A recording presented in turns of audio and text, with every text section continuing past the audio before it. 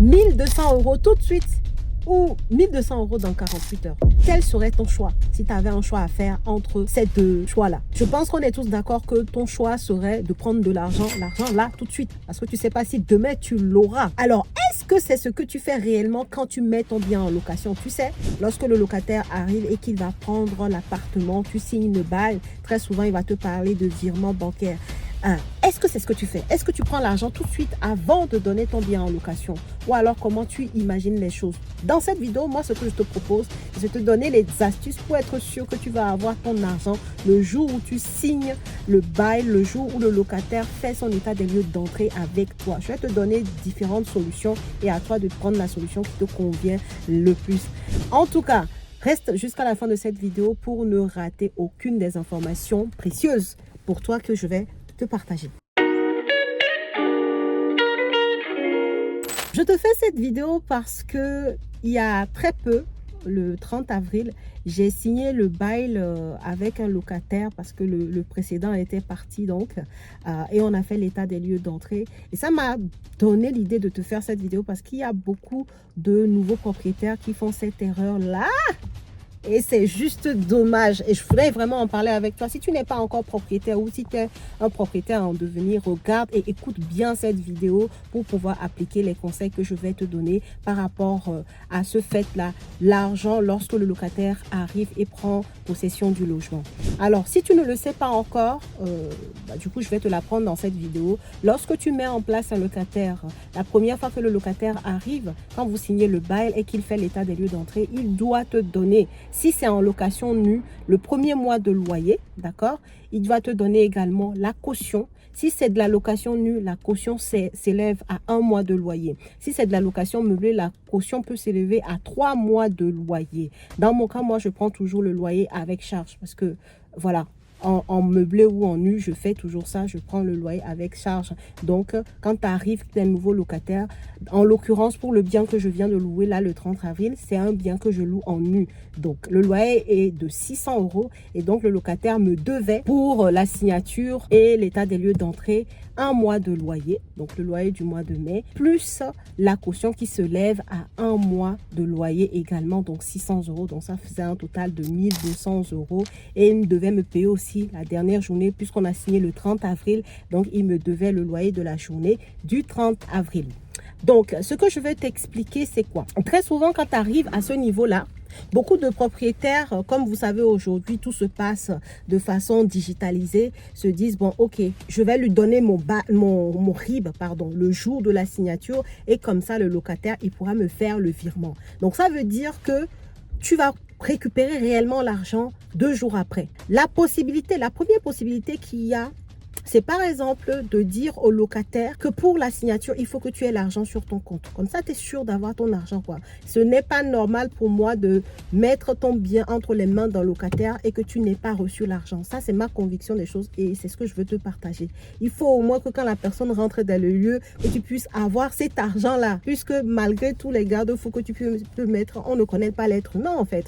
Donc, assure-toi au moins que lorsque la personne entre dans les lieux, tu récupères ce qui t'est dû à l'entrée dans les lieux. Donc, le premier mois de loyer, si c'est en début de mois, plus la caution pour pouvoir laisser l'appartement à ton locataire. Donc, du coup, ce que moi, je te propose comme première solution, ça va être, par exemple, de lui dire 2 jours, 3 jours avant la date de signature du bail et de l'état des lieux d'entrée, qu'il te fasse le virement afin que le jour de la signature, tu puisses avoir déjà reçu les fonds sur ton compte. Ça, c'est lorsque tu restes sur le fait de pouvoir louer et de considérer le virement bancaire comme seule solution, d'accord? Mais ce que moi, je te conseille, c'est qu'il faut que l'argent soit dans ton compte, sur tes comptes, avant que tu ne remettes les clés de ton appartement à ton locataire. Ok, c'est très important.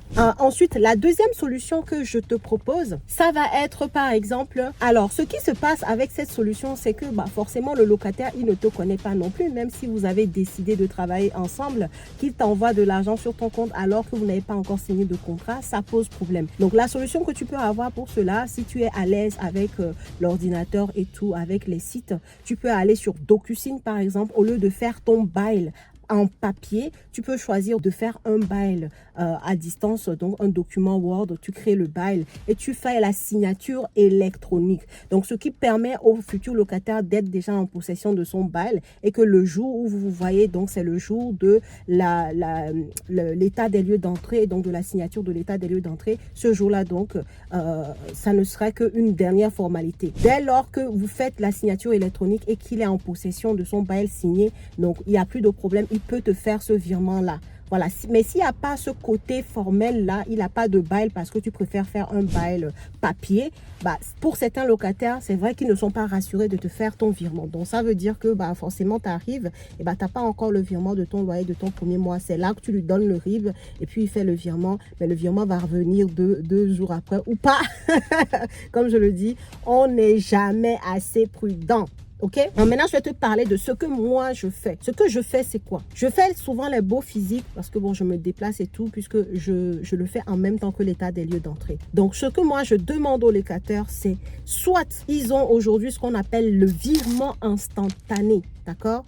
Et à ce moment-là, bah évidemment, je ne vais pas lui dire de me faire le virement en avance. Il ne me connaît pas encore, on n'a pas encore de contrat entre nous. C'est logique, c'est évident. Donc, le jour où on fait la signature du bail, on finit de signer le bail et sur place, s'il a l'option de virement automatique avec sa banque et sur sa carte, effectivement, il me fait le virement en instantané avant que je lui remette les clés de l'appartement. Donc, ça, c'est la première solution pour les locataires qui ont le virement automatique. Ok, donc ça, on le fait le même jour. Mais tout ça, évidemment, que tu le regardes avec lui, tu en parles avec lui. C'est pas le jour où tu arrives à la signature que tu te dis, ok, est-ce que c'est bon, est-ce que c'est pas bon, est-ce que le virement est bon ou pas, non, est-ce que vous avez le virement automatique, non. Tu te rassures de ces questions-là avant, d'accord? Mais je te reviendrai sur ça, sur mon dernier conseil. Et deuxième chose, c'est qu'il t'emmène l'argent en espèces. Et ensuite, toi, tu feras le dépôt sur le compte de ton immeuble de rapport ou de ton appartement ou ton compte, peu importe.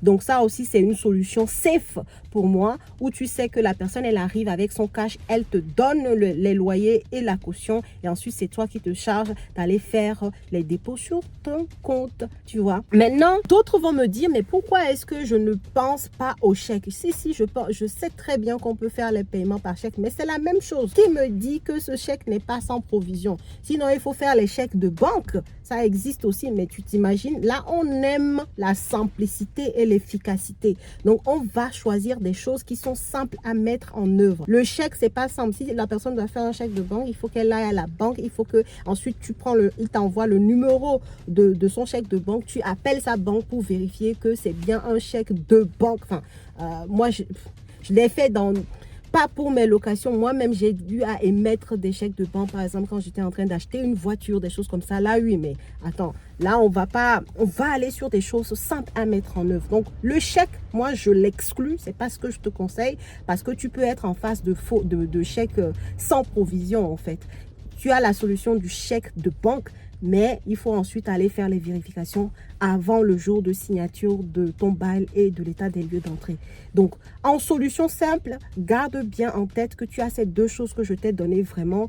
Signer le bail à distance, il n'y aura que l'état des lieux d'entrée à faire. Donc, une fois que le futur locataire est en possession de son bail, effectivement, il peut te faire le virement avant le jour de la signature de l'état des lieux d'entrée. Et donc, tu auras l'argent sur son compte avant de lui donner les clés de l'appartement. L'argent sur ton compte avant de lui donner les clés de l'appartement. Ou alors, tu lui dis, bah, tu viens avec de l'espèce et tu me donnes le premier loyer et la caution en espèces et ensuite je me charge de faire le dépôt. Il n'y a rien d'illégal dans tout ce que je viens de dire, donc ce sont des solutions que tu peux exploiter. Maintenant, le dernier conseil que j'aimerais te donner, c'est très important, c'est que certains propriétaires ne pensent même pas à aborder ces questions de comment vous allez me régler, puisque pour entrer dans les lieux, vous devez payer le loyer et tout ça. Il y en a qui ne y pensent pas et qui pensent que tout va se faire comme il le faut, bah, le jour où vous vous retrouvez pour signer le bail. C'est faux en fait. Le locataire, des fois, c'est pas qu'il est mal intentionné, mais il n'a pas forcément les infos. Il va venir, il va se dire que c'est le jour-là, il récupère ton RIB et donc après, il te fait le virement.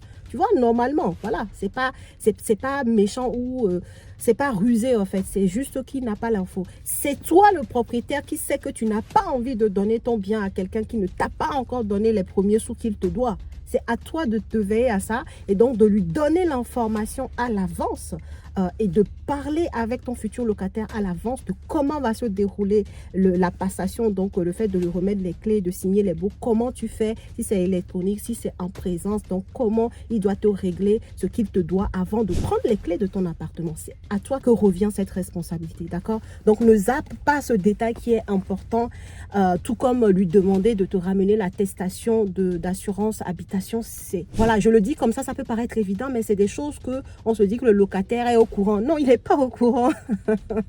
Il n'a pas forcément l'information. C'est à toi que revient la responsabilité de lui partager les informations de comment tu veux que les choses se fassent, ok? Avant le jour de la signature de ton bail, ok? Donc voilà ce que je voulais te dire. D'ailleurs, tu verras sur le côté, je te mettrai ce que je te disais là le 30 avril.